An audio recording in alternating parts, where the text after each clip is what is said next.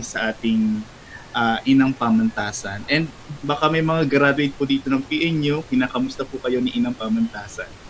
Alright, so aside from PNU, I used to teach at De La Salle University and San Beda College, Alabang. So, nagturo naman po ako ng 1 year sa high school, 1 year lang. Then after nun, dire-diretso na po ako nagturo sa college. Hanggang sa napadpad po tayo sa pinakagitnang parte ng Maynila, na sa kalakhang katabi ng Luneta at katabi ng TUP. So isang magandang umaga po. So hopefully we could start na, and I know you're all excited. If you have certain questions, you can raise that later.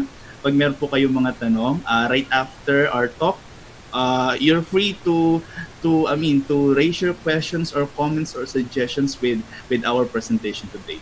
And a copy of the presentation files will be sent right after the webinar. Okay? So let's start. Let me share to you my presentation.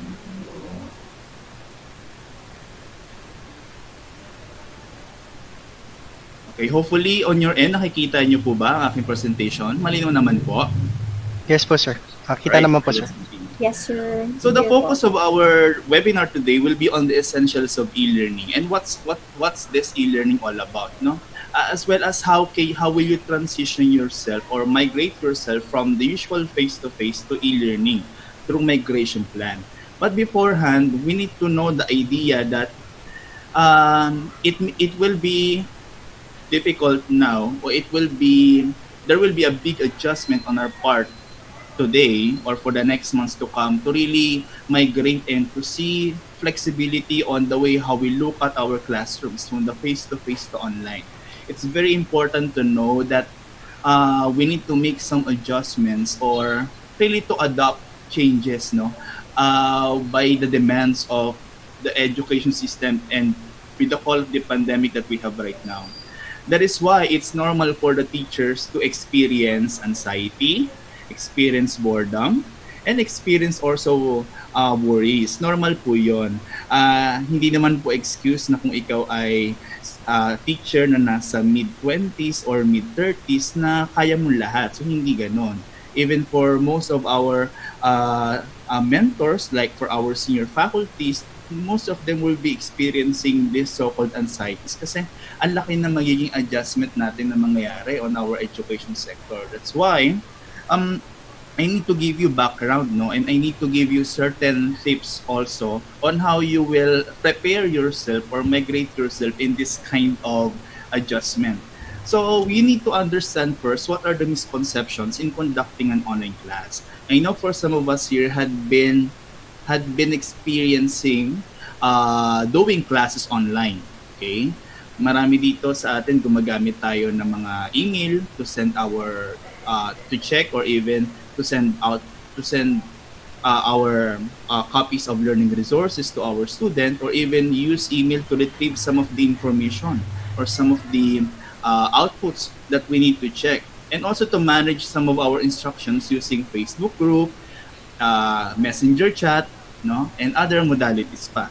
But I need to inform you of some of the misconceptions. First one, online learning is easier than face-to-face learning. Actually, it's not true.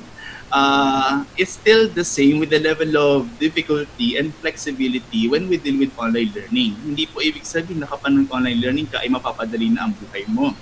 It's just that there also need not to compromise the quality of education. Meaning to say, the way we deliver our classes in a face-to-face setup must also be delivered with the same quality if we will going to adopt the online learning or the e-learning modality.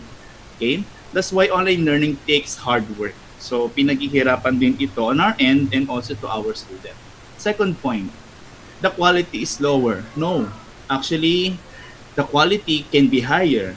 It depends on the way how the faculty or the teacher will design a very good mechanism for his class or for his or her class.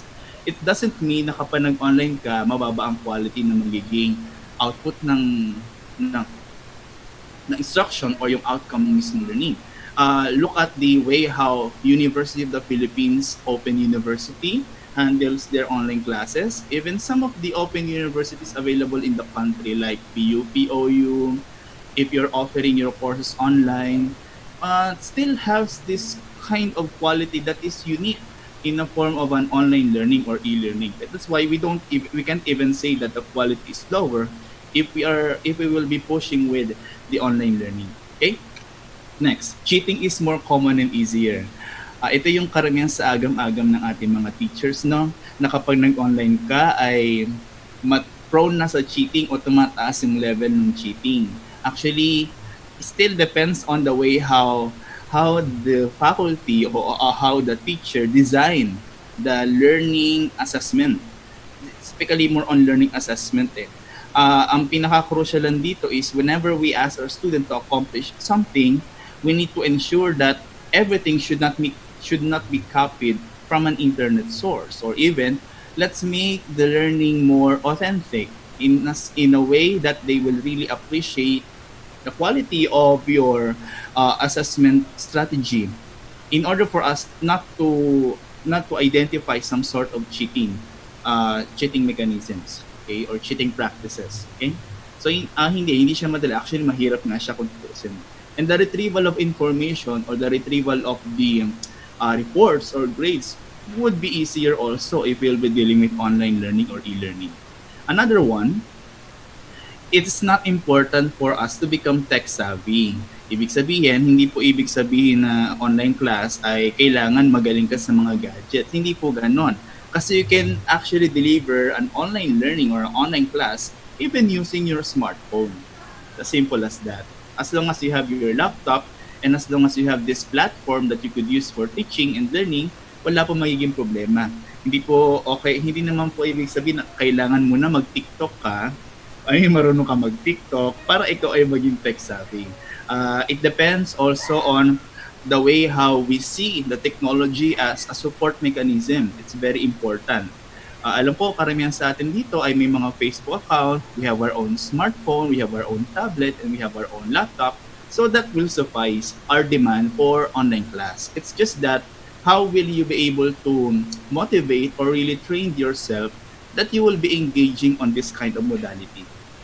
Another, online learning is lecture. It's a no-no.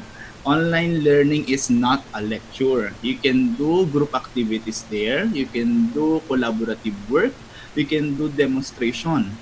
For example, no, si faculty, ang kanyang klase ay home economics, no? At tuturuan niya ang bata kung paano mag-bake. So, pwede ka naman nagde-demonstrate habang naka-live ka sa Zoom account or sa iyong MS Teams. O papakita mo kung paano yung tamang paraan ng pagluluto na habang ikaw ay mismo nagluluto. So, nasa diskarte talaga ng teacher how will you deliver the course. Or even, kung ayaw mo mag-live session, pwede ka namang mag-conduct ng ng lecture o ng lesson mo na nirecord mo ang sarili mo using a video software na pwede natin magamit. Or for example, itong Zoom, no? If you have an account in Zoom, pwede ka po mag-record ng sarili mong video na habang ikaw ay nag-lecture. So ang tawag po natin doon ay pre-recorded lecture or pre-recorded video. So you can do that. Pwede na pong dating gamitin mechanism yun.